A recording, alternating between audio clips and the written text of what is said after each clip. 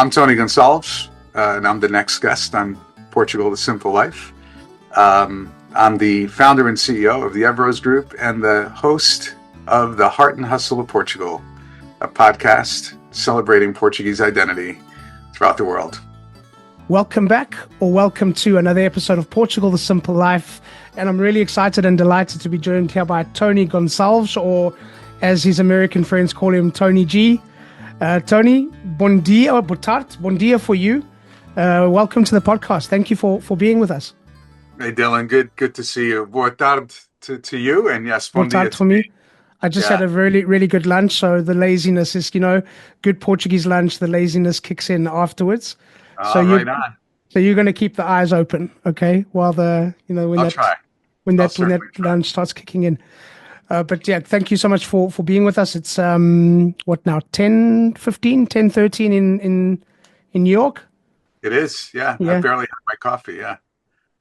Yeah, so you need to drink it while we talk. That'll be good. That'll be good. But Tony, why don't you start off telling us a little bit about you? Look, I am I'm a Portuguese immigrant to the U.S. Arguably I am living the American dream. I came to this country when I was 4 years old on a TWA 747. Interestingly, I have vivid memories of that trip.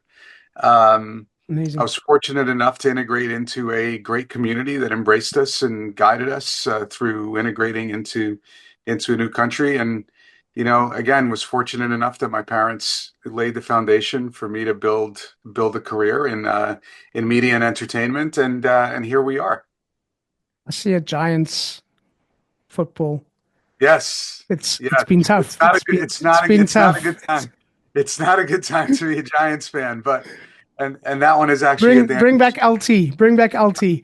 And that one's actually a Daniel Jones signed football, which used to be worth a decent amount of money. Yeah. Now, where's he now? He's at where's Daniel Jones now? The Vikings took him as a backup. Yeah. That's right. That's been tough. This is our year. This is our year. We won't talk about the G-men. We won't. It's a Tony G-men. You see, there you go. There's a connection. There's G's all over the place. There's a connection. Okay, so your family, we mentioned off camera, your family is from the north, from the Gerês. Yeah. We're from Serra de Gerês, in Trás-os-Montes. We're from a parish called Cabril, in a tiny little farming village called Xertelo. Okay. 8 people that live there right now. 8 human beings. See, I just want to go there. I just feel the need that I need to just go there and see.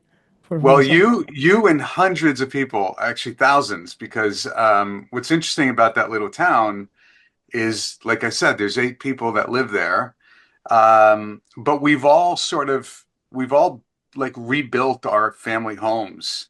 Okay. And so during the summer, it sort of becomes, there's 40 or 50 people there, and it sort of becomes like a bit of a reunion. However, there's a trail. There's a hiking trail that's really well known. It's Sete Lagoas, the seven lagoons. Yep. And it's an hour from the town. It's like a really fairly easy hike. And so, like on a nice day in June, there are 150 cars like parked at the base of this little of that hike. So this town just gets overwhelmed with human beings. It's actually quite amazing. It's amazing. It's endearing, actually. Yeah. But it's a beautiful part of the world.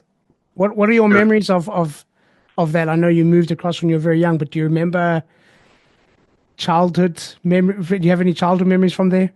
I do. I have a few. It's interesting. I remember the night before I left like it was yesterday. Yeah. I was at the bottom of a hill. It was kind of at the corner of our house. And I said in Portuguese, goodbye, Portugal. I'm going to America. And then I remember vividly being on the airplane, and I remember vividly, getting here. And I have these memories of, just being little and, playing with rocks and whatever I found. I mean, there were no toys. There was What's no, what I mean, it was, Portuguese boys did. It's what Portuguese boys did. yeah, I mean, there was not much. There was a neighbor that would make me like those ox carts, out of, uh, out of cork. And like those were the toys. It was I mean, you want to talk about a simple life. I mean, it doesn't get more That was simple it. than Yeah, amazing. How did I mean?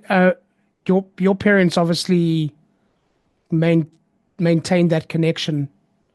I mean, because you still got a bit of a Portuguese accent. Even your pronunciation of these places is perfect, better than mine probably.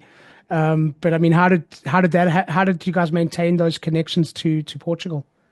Dylan, you're very kind. I actually say that I speak 1.6 languages, zero point 0.9 English, zero point 0.7 Portuguese. I am fluent in Portuguese. Yeah, I am because it's what we spoke right at at home. home.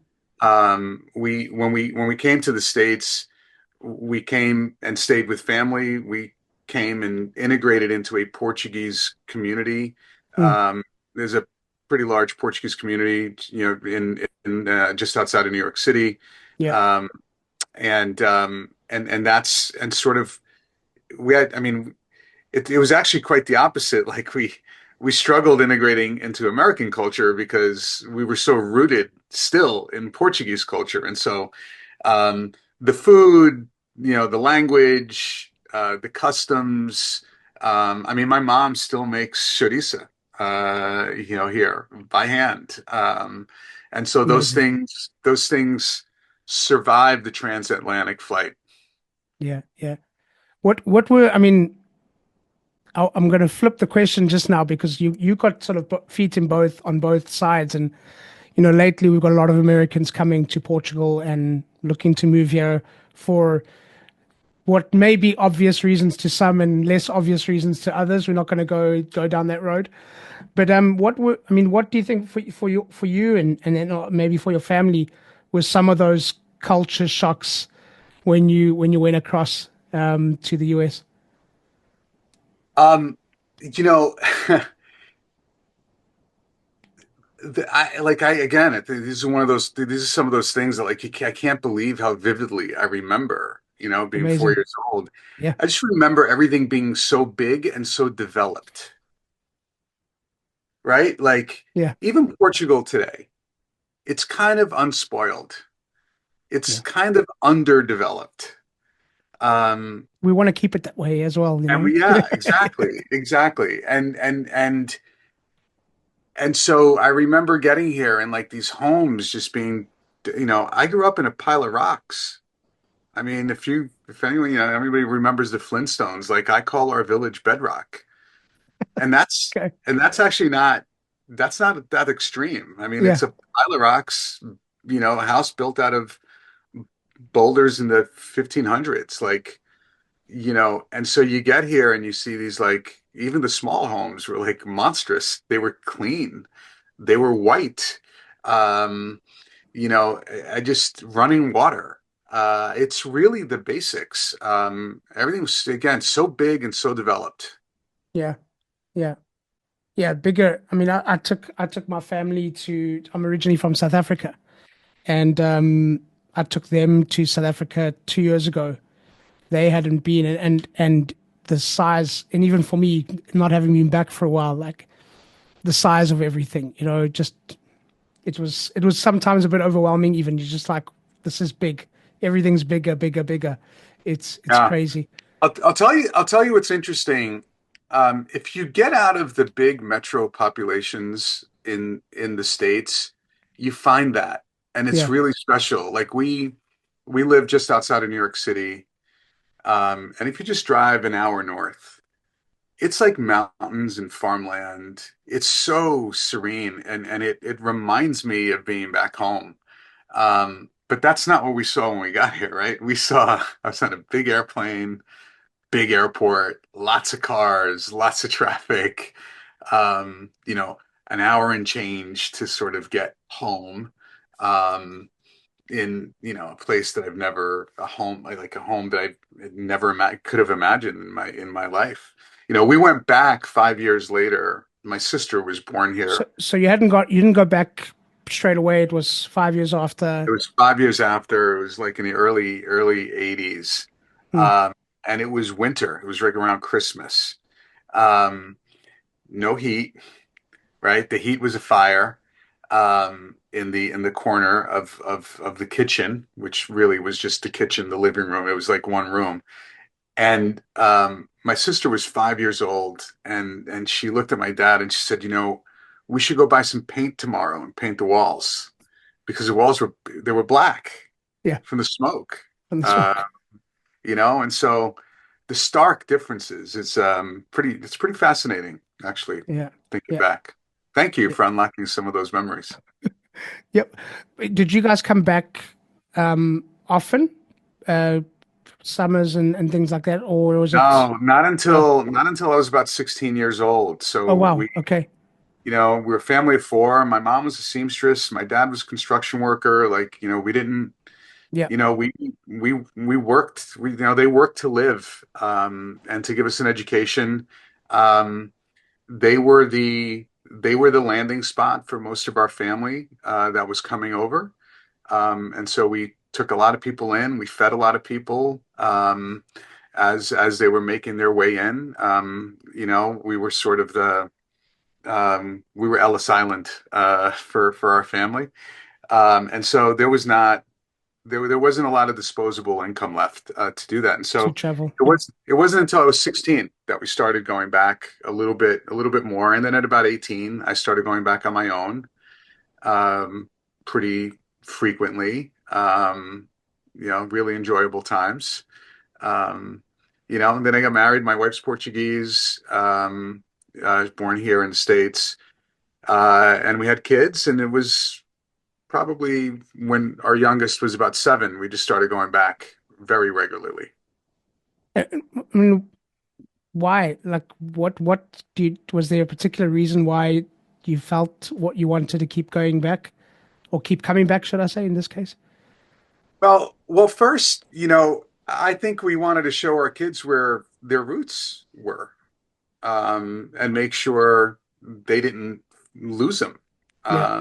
And I think that's really important. I think roots run very deep, and educating them and showing them where they're from, where their grandparents were, you know, helping them understand and visualize the challenges and the sacrifices that their grandparents, went through. And so it was really that. And I will tell you, we don't, and they're 21 and 18 now. Um, and we don't get the question, where are we going on vacation? We get the question, when When? are we going to Portugal? Yeah. Yeah. So they love it. Yeah, mission accomplished. Oh, awesome. Tell us a bit about we got in touch because of the podcast that you're doing with Espresso. Tell us a little bit about that, what it's about, type of people you interview, and how that all happened. Yeah, thank you, Dylan. It's really one of those stories of like you just start with yes because you never know what happens. Right? It's easy to say no, Yeah. to anything.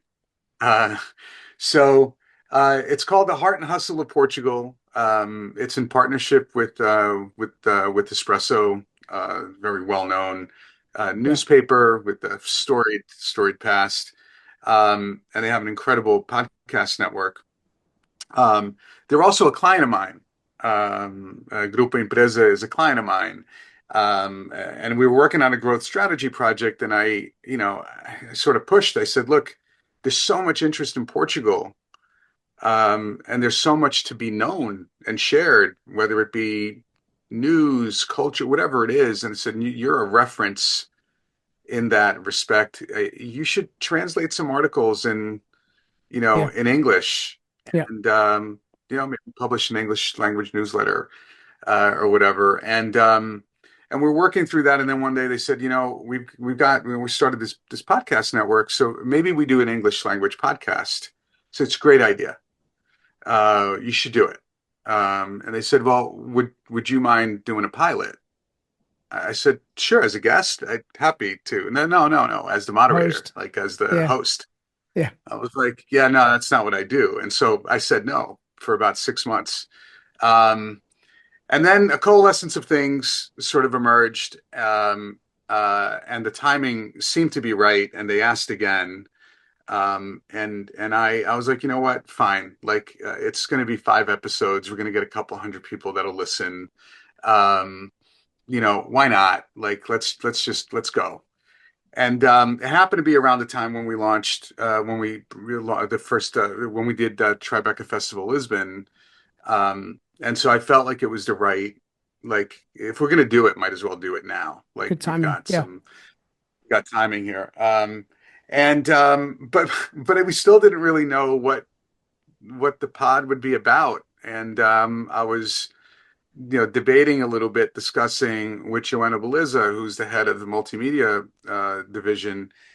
And she's like, why don't we try to find other Tonys? Like Yeah. people that have left, but never really lost their link or Mm. somehow found it, and have made it kind of their purpose to kind of put Portugal on more of a global stage. And I was like, it's phenomenal. I said, maybe we can even find some non-Portuguese that have found that essence of the Portuguese culture. And here we are. I mean, it was supposed to be 5 episodes. I thought I'd get a couple hundred people to listen. We're on our second season. We've essentially recorded our second season. We're working on our third. Amazing. We've had some incredible guests. We've had some episodes that have really, can't say have gone viral, but like, we were a month in and we were ranked number 6 in Portugal. So an English language podcast in Portugal, ranked number 6.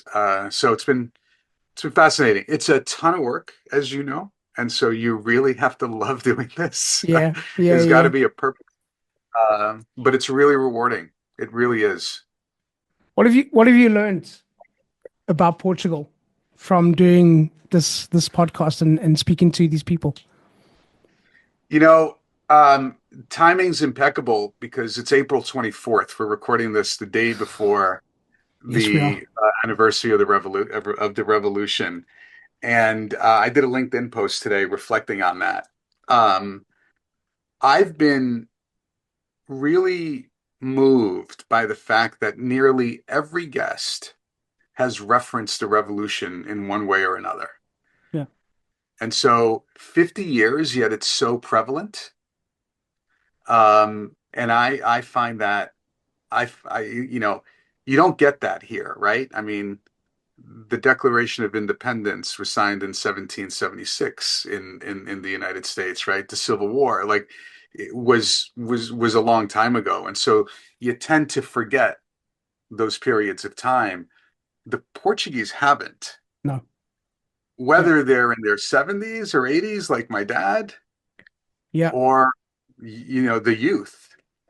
Well, Um, yeah. I mean, I interviewed a woman yesterday that we haven't launched it yet. A woman called Joanna Frias Costa, who she does a program called Inspiring Girls, where they link teenage girls up with Portuguese women mentors. And she referenced this, and she's 38, and she's going to march on tomorrow, on the 25th of April, after we record this, with her daughter, with her kids, so that they remember. And for me, I just think that's incredible. Like, everybody remembers, they don't take their freedom lightly, and that's incredible. yeah, it really is. I mean, look, at a period of time where global politics is teetering. Um, Yeah, to put it uh, mildly. Yeah, I, I mean, again, I don't use this term lightly. I was really moved. At first, I was surprised, yeah. and then it was like, okay, it's logical. Like, I get it. But then, like, as I reflected more on these conversations, like, it became very moving. Again, because of the irony of the period of time we're living in. And so, look, our little Portugal continues to serve as an example for the world. You interviewed two. Well, obviously it's two. You interviewed twins, and they're young. I mean, they're young girls, and and then you interviewed Dylan Herholdt, and we've both had the pleasure of interviewing Joaquim de Almeida, and these are people that had left Portugal, but somehow Portugal doesn't leave them, and this is something quite special. Yeah, and look, I think ultimately that's what we're trying to, I guess, bring to life in these conversations is why hasn't Portugal left us? It was about 2017, and my wife and I and the kids were in, I think we're in, wow, if we were in Porto. And Rosemary looked at me and she said, "Hey, would you ever consider living here?" I mean, our kids were still little, and I looked at her and I said, I didn't even think about it. I said, "There's no place I feel more at home than here. Like I feel like I belong." And that's so hard to express and explain. And so through this journey of identifying and asking people to just come and share on the podcast, I'm hopeful that I uncover the why. Um, Yeah. because it's quite different, but we're all linked. I mean, Daniela Rua, I was just with her a couple of weeks ago. She hosts the International Portuguese Music Awards. Look, it's not the Grammys, it's not the Oscars. Um, it's for the Portuguese community. It was in Providence, Rhode Island. But she sees that as part of her mission. The food is definitely better there than at that festival for sure. Than It's at the good. Grammys. It's got to be. It's got to be. The food's good. Do The you miss food's Do you miss the food? in Portugal. Yeah, yeah, the Portuguese food. Well, you Yeah, get it. look, You get it there, so it's different with your mom and yeah. everything. So my wife is Portuguese descent. Actually, true, very Portuguese. Her brother and sister were born in Portugal. She was born here. Okay, Uh, and my mom, and my mother-in-law, may she rest in peace. They did a very good job of ensuring that, we never lost that link to food. come on, Now, I will tell you, there is nothing like eating Portuguese food in Portugal. for sure. Um, and I'm not a big fish guy, but like when I'm in Lisbon or in the South, I eat fish every day. Um, and then you go to the north, and you can't beat the meat in the north of Portugal. And so, No, uh, yeah, I mean, I'll be there next week, and I can't wait to sit down and have a very, very traditional Portuguese meal. so good. Between my job as a realtor at Portugal Realty and hosting this podcast, life is pretty busy. But lately, I've been receiving so many messages from people that want to know more about buying property here on Portugal's Silver Coast that I've got to do something about it. So starting now, for subscribers only, I'm offering up a 30-minute session per day. That's 5 30-minute sessions for a one-on-one meeting to talk about buying property here on Portugal's beautiful Silver Coast. This is for subscribers only.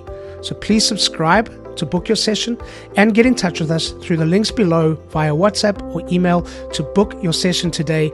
I'll be happy to speak to you. It's for subscribers only and it's completely free.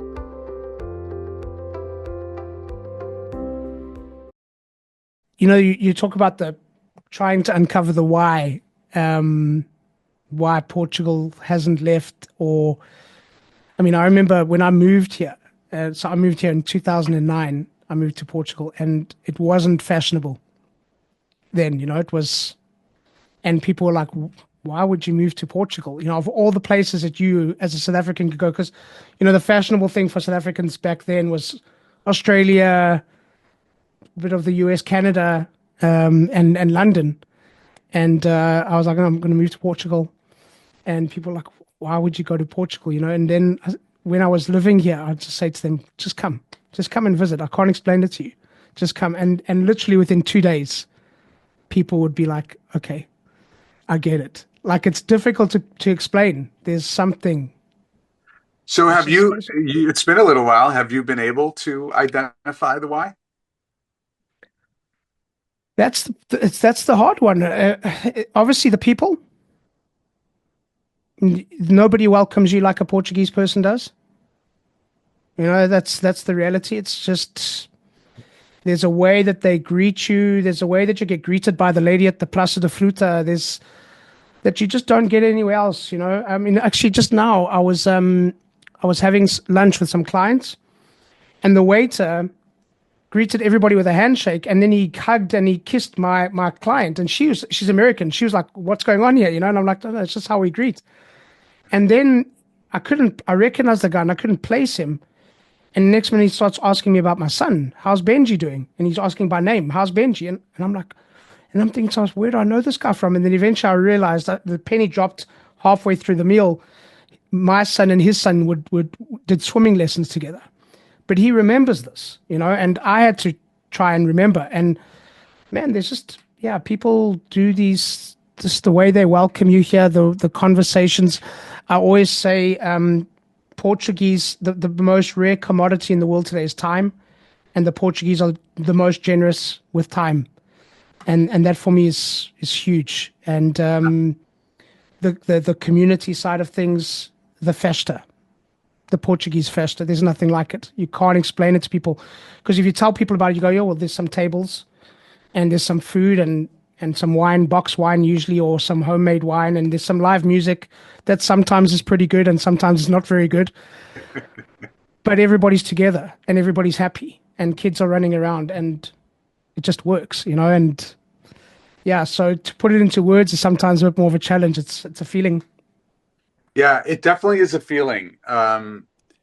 You know, and I wonder if the memories of a time when that stuff wasn't allowed to happen is what Yeah. makes it happen. And Yeah, because we forget how recent this was with the dictatorship and how people couldn't be together. yeah, I mean, if they were together, they were presumed to be uh, conspiring against the government. Conspiring Yeah, against the government. yeah, It's yeah, insane. yeah, It's yeah, insane. Yeah, that's actually, when you think of it that way, how deeply it's rooted. But I just see this just enjoyment of wanting to be together. And then you add this now, the last 10 years, how Portugal's become so well known amongst the foreign community, you know, not just Americans, but the British have been coming for generations, the Dutch. And then I go to festas and there's the Portuguese, of course, but then you'll see a table with some Dutch people and some Americans, and nobody cares. Just they're yeah, just happy that they're there. And this wanting to just be together, I think, is just incredible. You know, a good old a convivio, a proper Portuguese lunch. yeah. It's not 2 hours, man. It's It's a day. and you slowly get drunker and drunker, and then eventually half the people are asleep on your sofa. You know, it's awesome. It's a day. It's a day. Yeah, You know, I often say like there's a lot of countries where if you try to speak the language, they correct you. You know, in Portugal, if you just try, they embrace you, they applaud you. yeah. And then they And switch that's to English. and then they switch to English because they're the third most proficient English speaking Insane. Yeah, yeah, yeah, yeah, country yeah. in the world, Yeah, right? Like, but they embrace you, right? They applaud yeah, you. Oh, that's great. You know, they kind of don't try to correct you unless you ask them to. yeah, And that's to welcome. I think that's a great example of how welcoming yeah. the people are. Yeah, I mean, I want to ask you about, you know, Americans coming here and things that they should expect, because it is something that has to be spoken about, and there is a big cultural difference for good and for bad.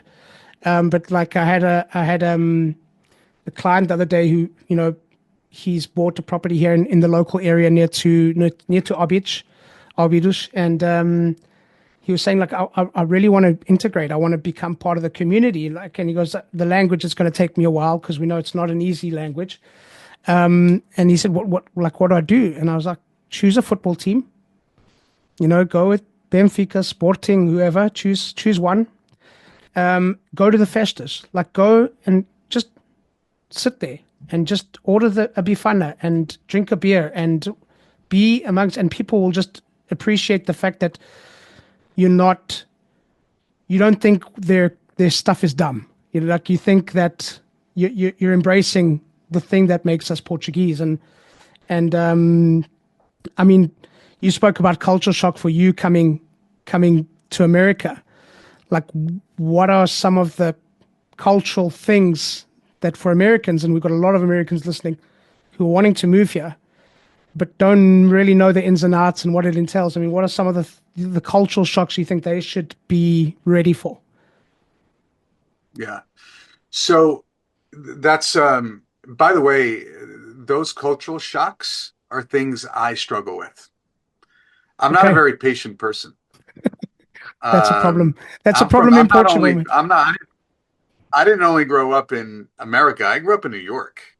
Yeah, I grew up in a hard charging, you know, part of the country. I also grew up in a business that moved at a pace that was, that's untenable, in most places. And so, uh, Portugal's slow. Some of it is deliberate, and some of it is just, I some of it is unnecessary. Um, but I think it's not a culture where urgency is a priority. Yeah, no, that's a really good idea. We'll let's keep talking about that. yeah, Whereas like we're used to, oh shit, that's a really good idea. Um, what are the three things we need to do to get that done? And yeah. what are you doing tomorrow morning? Can we maybe Can we get get that that on going? a calendar? Like, well, let's talk about that. That's a common Portuguese. Vamos falando. And I often Vamos say, vamos ver. falando. Okay, let's switch. Vamos fazendo. Let's go do. So, Yeah. um, low urgency and like low risk. You know the Portuguese one aren't risk you know the takers. one that used to kill me? The phrase "em princípio." In principio, sim. And I don't want to know in principle. I need to know that it can be done. No, in principio, Yeah, sí. No, no, no, no. yeah, I need to know. yeah. Just kill me. And then Entire, pois, pois, entire voice. I agree with you, but I'm not going to do anything that you say. Pois. Voice. Yeah, Voice. Um, I'm used to, you get a client, you have a client and you have, you make a commitment and there's a plan. yeah, Um, and if you have 14, 15 episodes of a podcast, somebody sponsors it and you have sort of a consistent look and feel of the sponsorship throughout the whole thing. If we miss the first two episodes and it's a little different, it's okay. And that's just a broad example, but like that is what happens. It's sort of like, no, well, I mean, we'll get to it. It's fine. I mean, it's, yeah. we've got 12 more tries at this. And so that to me, because then you see that everywhere. You see that in business. I've been trying to renovate a house in Braga since 2019. I'll be there on Monday. You know what? Like we had an issue. You think you could have called me and let me know? Yeah, Yeah, no, next time. Next time. Yeah, yeah, well, sorry. Let's have lunch. yeah, You know, yeah, you yeah, see yeah. that there. You see that in, I get so many people asking about the process and the immigration process and the citizenship process. It just stuff takes time, Takes but it time. gets done. Yeah, It gets done. And that's yeah. that's the other thing is like it seems kind of messy and it seems kind of slow, but when it has to happen, it happens. Yeah, it's like the opposite of the scenic route. It's like it's Oh, messy, it's it's no confusing, when it's gonna but go when it you'll has get to there. You'll happen, get there. it's brute force. Like Yeah. it will happen. Desenrascar. É o desenrasque dos portugueses. Yeah, That's yeah, the yeah, big one. So yeah. So um, for Americans, go slow. Just prepare to slow it prepare to right down. prepare to go slow. Pushing, sending another email, making another phone call. Explaining to them why they have to be faster and smoother and more will get you nowhere. This is just now accepting and asking nicely, hey, do you think you can maybe nudge this along and push this along? That might actually help. A lunch, a beer, That helps. It's a A very phone call, a relationship phone call, a oriented. phone call is better than an email. A phone call is much better than an email. It's that personal connection, that personal relationship really matters. Yeah. And by the way, 7 degrees of separation in Portugal's got 10.5 million people. The degrees of separation are two. Like everybody knows somebody whose cousin knows somebody who works somewhere. And it's like, do you know anybody? Yeah, I might. Do you think you can ask them to? That's actually very common. And I think it's actually very accepting. Yeah. Yeah. Yeah. It's not like a underhanded thing. It's just like, no, no, I'll, it's all Yeah, about relationship. It's all about yeah, relationship. yeah. I mean, why do you think there is this urgency? We use the word urgency to come to the slow place, this beautiful part of of the world. Well, look, you know, 300 plus days of sun a year isn't bad. It helps. Um, a food culture that I think is massively underrated um, outside of Portugal. Um, a welcoming community that wants to share their culture. Um, and frankly, a government that has largely facilitated the foreign investment in the country. And so all of the politics aside, um, this shift in this interest in Portugal started happening, you A know, while ago. 10 or 15 years ago. Yeah. And so I think it's all of that, quite frankly. And look, the cost of living is, for somebody that's used to renting a one-bedroom apartment in Manhattan for $5,000 or $6,000 a month, you know, That'll get even you a mansion. even a thousand to 1,200 in Yeah. the heart of Lisbon or 1,500 is pretty inexpensive. And so, and then you get outside of the big cities, and it's very, very, very it's very economical. Yeah. Um, and so, yeah, Where do you guys visit when you come on holiday? Do you go to Trás-os-Montes? we do. So we have a general routine where with 2 weeks, 1 week we'll be at home visiting family, like reconnecting with those deep roots, and another week with tourists. Last year we were in the Azores and San Miguel. Beautiful. Uh, we've done Algarve. One year we did in 14 days we did 11 stops. Wow. Uh, Nazaré, Óbidos.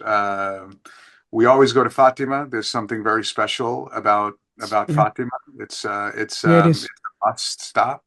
Um, and yeah, so we try to, Rosemary and I were just in Serra de Gerês, um, and so we try to learn about our country. We try to be tourists in our country. The Douro Valley. I mean, I had one of the most Whereas, beautiful experiences in my life at Quinta do Velado.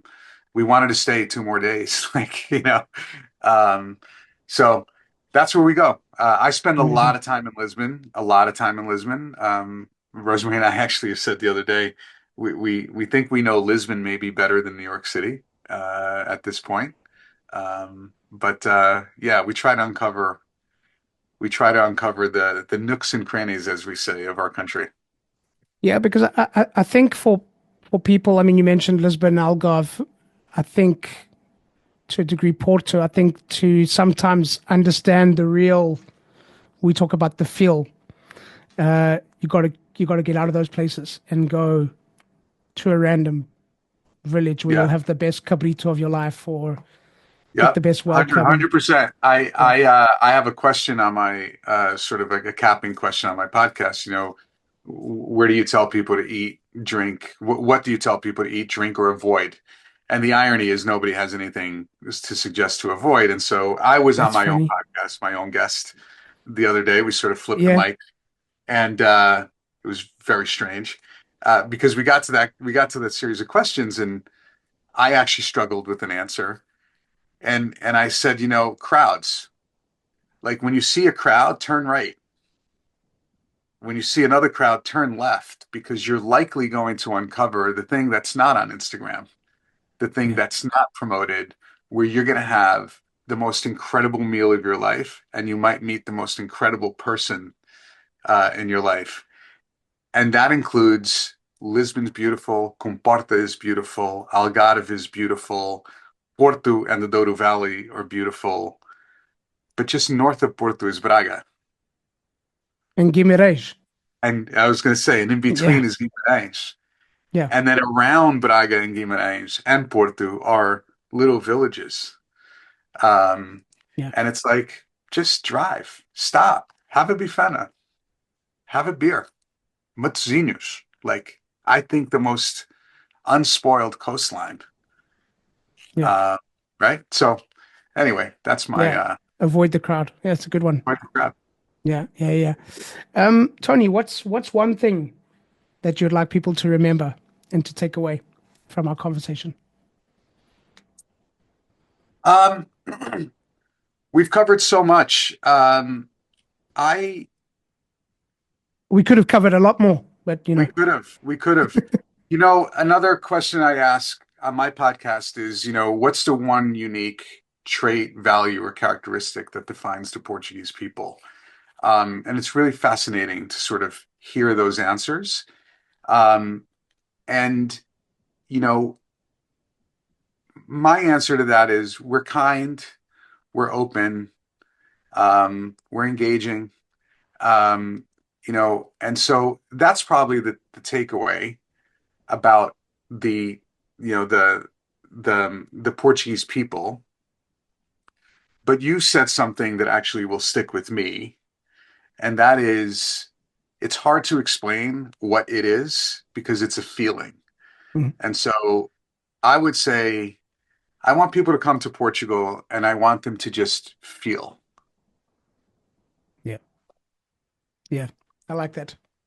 Awesome. How can people find you, follow you, and Yeah. the podcast? Yeah. Yeah. So the podcast is Heart Hustle of Portugal. It's on all the podcasting platforms. We also just started an Instagram Oh, cool. page. It's called Heart Hustle PT. And so we're starting to post clips and give people some insight. Um, and then I have a consulting and advisory firm called the Evros Group, and so evrosgroup.com is another place to find me. Awesome.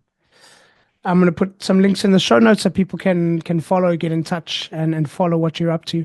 And I'm So, very active on LinkedIn, so that's actually another okay. Yeah, that's how we found each other, LinkedIn. probably the easiest spot to find me is actually on LinkedIn. As All I right, say, there think you go. about it. There you go. Tony, a question that we ask all of our guests. Portugal, the simple life. Why? Patience. Portuguese people are patient. The country's patient. It's slow on purpose. Oh, man, I love that.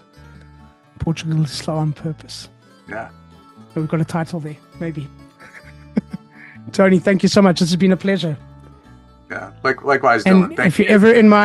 ever in my neck of the woods, Arvidos, Samwartinho de Porto Nazaré, we'll have a lunch. We'll have a lunch for 6 hours. Sounds good. Thank you so much for being on the podcast, and I'm going to let you call it. All right. That's a wrap. So thank you once again to our guests, and thank you to all of you for listening. Please subscribe, share with your friends, give us a thumbs up, and please leave a comment or a review. We always love to hear from you. Don't forget, Portugal The Simple Life also has a magazine, so download it. It's for free. We'll be back next week with a brand new episode, and as we say in Portugal, sejas bem-vindo. Welcome to The Simple Life.